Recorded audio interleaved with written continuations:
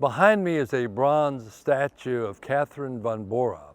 She originally was a nun, and Luther helped rescue a number of nuns, sneaking them out of their convent in herring fish barrels to protect them, because during the midst of the Protestant Reformation there was a lot of violence and people were being, lives were in danger.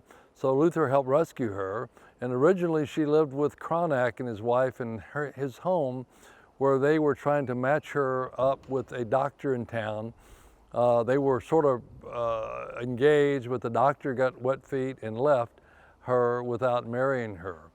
And so Luther never intended to get married. He always thought that he was going to be martyred as the leader of a Reformation movement, and he didn't think he would be responsible leaving behind a wife and children in the case that somebody killed him because of his religious views.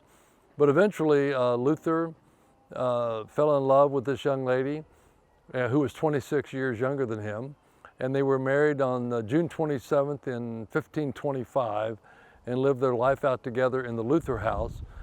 She was a very industrious woman, a good wife, but more importantly, Luther and Katherine getting married set a precedent for the church. There had not been married clergy up until this time, and so when Luther married Katherine von Bora and they went on to have 6 children, she became a model wife for the clergy, being a parent, a mother, a wife, and a pastor's wife.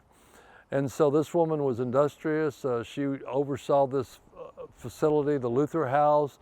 As I said earlier, they had 40 students at any given time living there. Her responsibility was to convert the various assets into money so they could have food. She oversaw the beer making and the wine making in the cellar.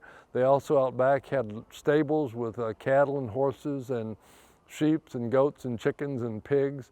And so in many ways, this woman had a huge responsibility to keep this ship afloat while her husband was engaged in his very difficult religious life as the reformer of the Reformation. So I just wanted to point her out. She's a model even today for what pastor wives would be, should be, and could be as an industrious woman of God. Katherine von Bora.